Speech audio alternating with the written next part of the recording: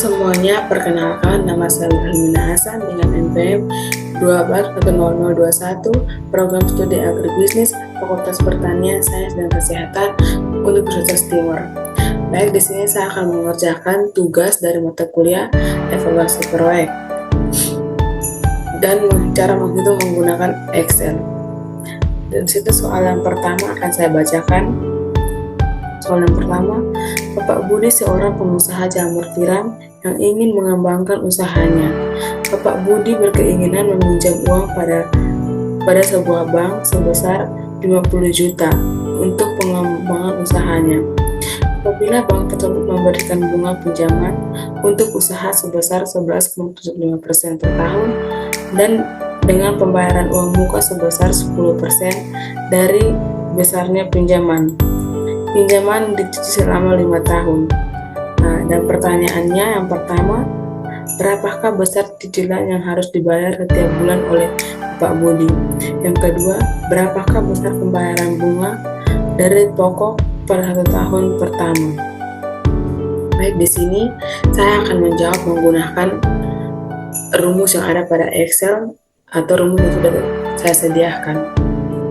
Dan yang pertama saya akan menghitung besaran uang muka, yaitu jumlah uang pinjaman 50 juta dikali dengan uang muka 10%. Seperti ini, sama dengan jumlah uang pinjaman yang ini dan dikali dengan uang muka 10%. Hasilnya adalah 5 juta. Setelah itu kita menghitung sisa uang pinjaman yang ada, yaitu jumlah uang pinjaman 50 juta dikurangi dengan uang muka 5 juta. Jadi seperti ini, sama dengan jumlah uang pinjaman dikurang dengan 5 juta, maka hasilnya adalah 45 juta. Jadi pinjaman bersihnya sama dengan pinjaman bersih Pak Budi sebesar 45 juta. Dan sekarang kita akan masuk pada cara menghitung di tabel value of money. Caranya seperti ini. Saya sudah sediakan rumus-rumusnya, jadi tinggal saya masukkan saja. Oke, cara yang pertama itu menghitung cicilan. Cicilan itu menggunakan rumus PMT sama dengan PMT rate-nya sama dengan 11,75 dan kita kalikan dengan karena uang mukanya 11,75%, maka kita bagi dengan 12 bulan menjadi 0,009792. Sekarang kita masukkan ke dalam rumus, rate-nya dan 0,009792. NPR-nya sama dengan 60 karena 5 tahun, kita udah menjadi bulan menjadi 60 bulan. Selanjutnya PV-nya sama dengan 45. Oke, sekarang kita akan menghitung pokoknya. Pokoknya menggunakan rumus PPMT sama dengan PPMT rate-nya, periodenya 1 karena bulan pertama, yaitu NPR-nya 60 bulan dan PV-nya 45. Untuk bunga kita menggunakan rumus IPMT seperti ini, sama dengan IPMT rate-nya, itu periodenya, setelah itu NPR-nya, setelah itu PV-nya. Oke, sisa pinjamannya itu dihitung dari pinjaman bersih atau PV-nya dikurang dengan pokok. Seperti itu, sama dengan PV dikurang pokok. Hasilnya seperti ini. sekarang masuk pada bulan kedua menggunakan rumus yang sama. Itu sama dengan PMT rate-nya, MPL-nya, dan PV-nya. Untuk kurun jangan dilupa. Bentar. Pokoknya juga sama menggunakan rumus yang sama dengan PMT rate-nya 0, periodenya bulan kedua, NPR-nya 65 tahun, dan PV-nya 45 untuk kurun. Bunganya juga sama menggunakan rumus yang sama di PMT.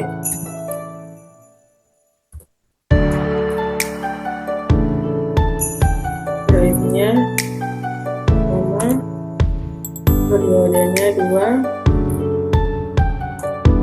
NPR-nya 60, dan PV-nya 45. Ya, untuk visa pinjamannya juga sama menggunakan cara perhitungan yang pertama, sama dengan PV-nya dikurang dengan pokok. Dan bulan ketiga hingga sampai ke bulan 12 menggunakan rumus yang sama, hitungannya sepertinya akan mendapatkan hasilnya seperti ini. Dan ini untuk menjawab pertanyaan yang pertama, berapakah besar cicilan yang harus dibayar setiap bulan oleh Bapak Budi. Dan untuk menjawab pertanyaan B, pertanyaan yang kedua itu tentang berapakah besar pembayaran bunga dari pokok pada tahun pertama. Berapa besaran bunga pokok? Caranya kita akan menjumlahkan semua dari bunga pokok ini untuk mendapatkan hasilnya. Caranya seperti ini, sama dengan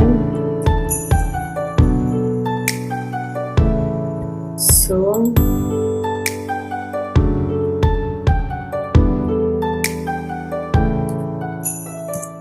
ya, dan juga kita akan menghitung bunganya, berapakah jumlah keseluruhan dari bunga, sama dengan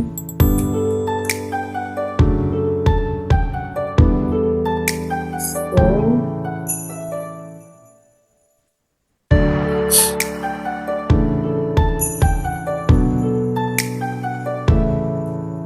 ya, dan ini adalah hasil untuk menjawab pertanyaan dari pertanyaan kedua. Dan yang pertama menghitung cicilan, pokok, bunga, sisa pinjaman, dan bulannya itu untuk menjawab pertanyaan yang pertama.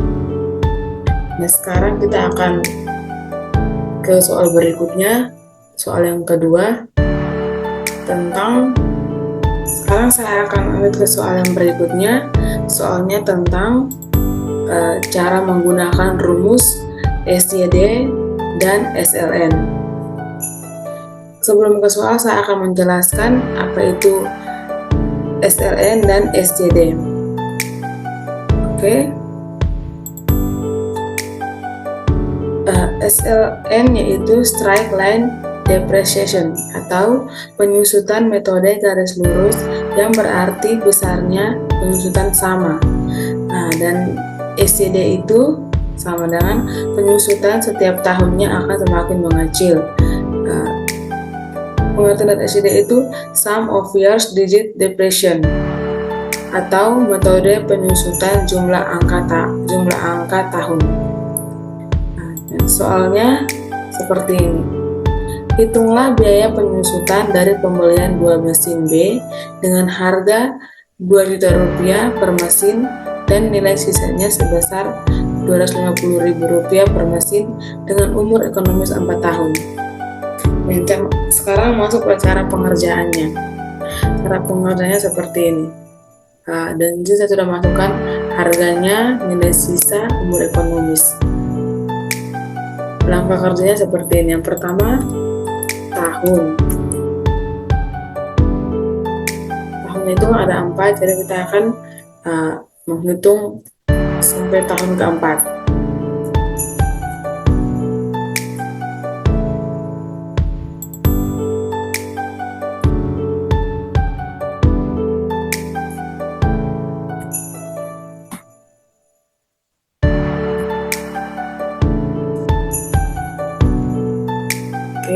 sini adalah totalnya.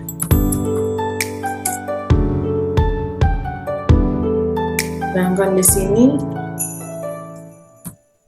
SYD dan di sini SLN. Sini penyusutannya.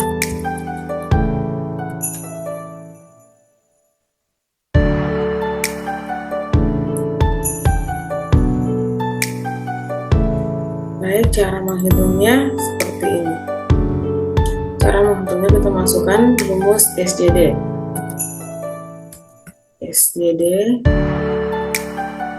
Dan kosnya itu adalah harga. Masukkan harga. Setelah itu nilai sisa atau sampai. Setelah itu umur ekonomis. Seperti ini. Dan periodenya 1 tahun. Betul, jangan lupa. Dan hasilnya seperti ini. Untuk SLN-nya dimasukkan rumus SLN kos nilai sisa dan umur ekonomis.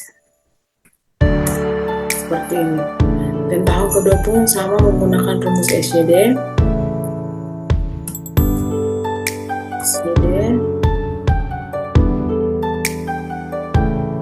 Harga, nilai sisa,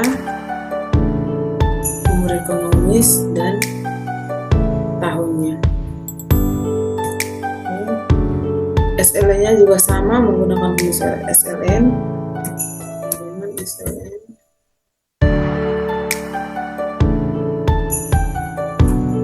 Harga, nilai sisa, dan umur ekonomis. Dan ulangi menggunakan rumus yang sama sampai tahun terakhir.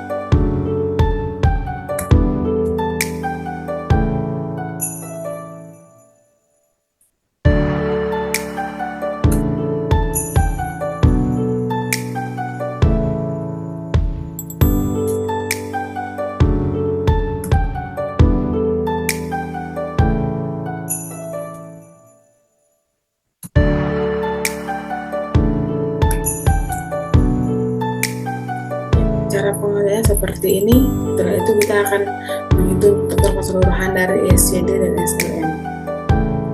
SJD-nya sama dengan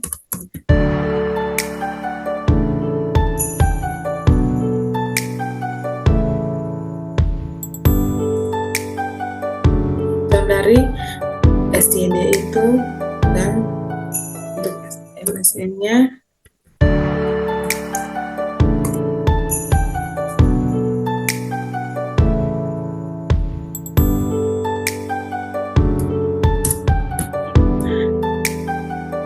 seperti inilah hasil dari soal keduanya.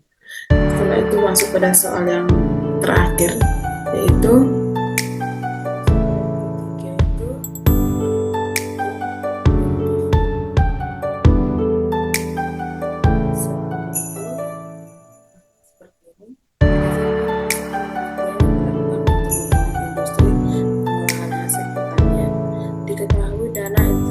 sebesar 30 juta dialokasikan selama 2 tahun, yaitu tahun persiapan 20 juta dan tahun pertama 10 juta. Kegiatan pabrik dimulai setelah tahun kedua dari pengembangan konstruksi. Jumlah biaya operasi dan pemeliharaan berdasarkan rekapitulasi dilutasi dari berbagai biaya pada tahun kedua sebesar 5 juta per tahun, dan untuk tahun-tahun berikutnya seperti pada tabel 1. Tabelnya seperti ini. Benefit dari kegiatan industri ini adalah jumlah produksi dari pengolahan hasil pertanian. Kegiatan produksi dimulai pada tahun kedua dengan jumlah penghasilan 10 juta, sedangkan tahun-tahun berikutnya seperti pada tabel 1.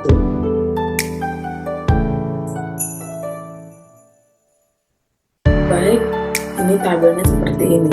Berdasarkan data tersebut, apakah rencana pembukaan industri yang mengolah hasil pertanian tersebut layak untuk dikembangkan? Dan ini tabelnya. Yang pertama kita hitung adalah net benefitnya. Net benefit.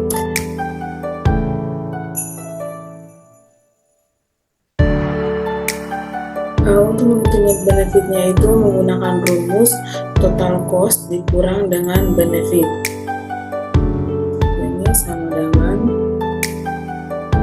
total cost, dan kita akan mengunci semua sel yang ada, semua angka yang ada pada total cost ini, dikurang dengan benefit, dan seperti ini juga. Dan hasilnya seperti ini, tinggal kita tarik saja seperti ini.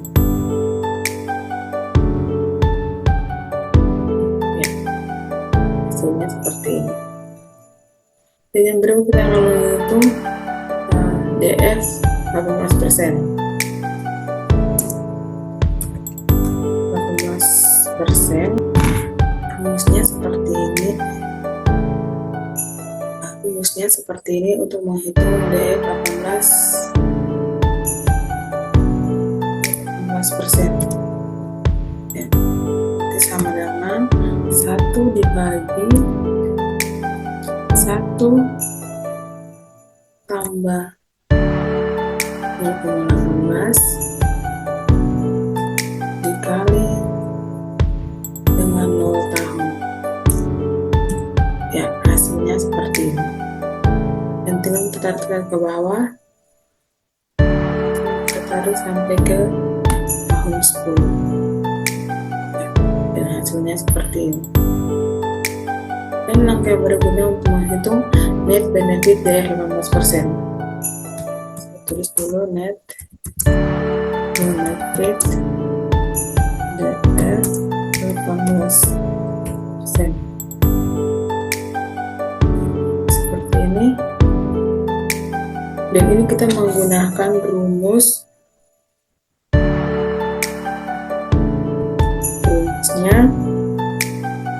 sama dengan net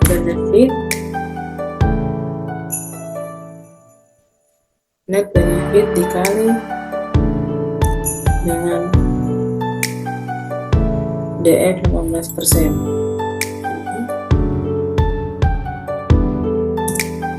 Nah, hasilnya seperti ini. Tinggal kita tarik saja ke bawah sampai pada tahun ke-10.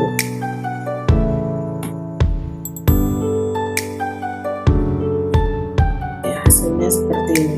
Sudah kita temukan net benefitnya, DF-nya berapa, dan net benefit DF 20%-nya berapa.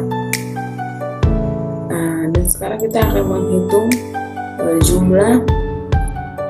jumlah keseluruhan dari investasi, biaya operasi, total cost, dan benefitnya. Nah, seperti ini sama dengan sum buat semua. Ini hasil untuk jumlah dari hasil investasinya. Dan untuk biaya operasinya, jumlah keseluruhannya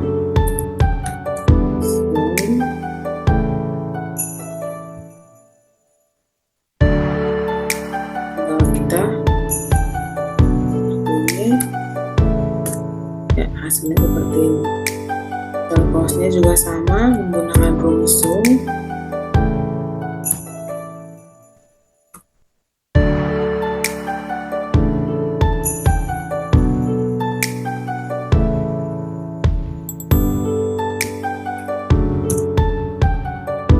Dan benefitnya juga sama menggunakan rumus Zoom.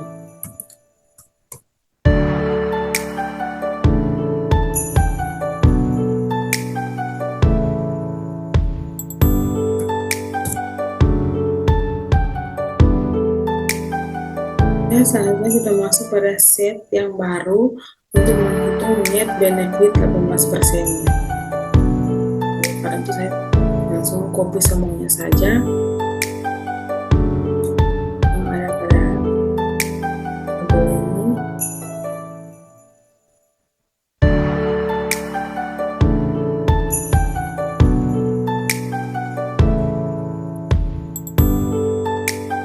Saya pindahkan ke set baru.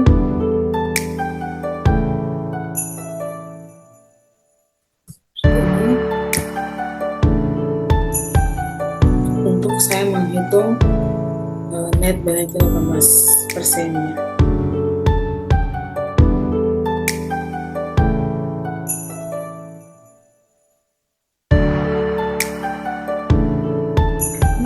Sini adalah net benefit 18%. Net benefit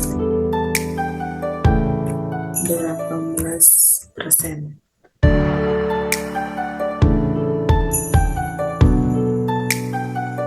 Benefit ini adalah menghitung yang positif dengan positif dan negatif dengan negatif, seperti ini. Seperti ini sama dengan sum. Karena di sini yang positif ada 2, saya akan menghitung jumlah suara dari positif yang 2 tersebut. Ya, cuma seperti ini. Dan untuk negatifnya sama.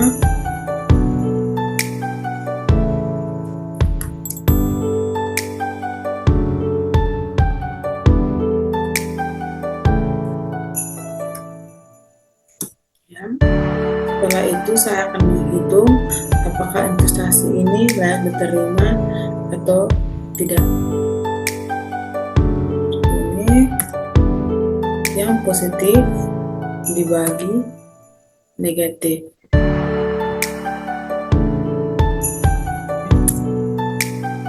Hasilnya seperti ini, jadi investasi ini jadi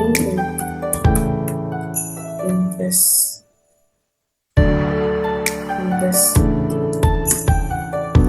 ini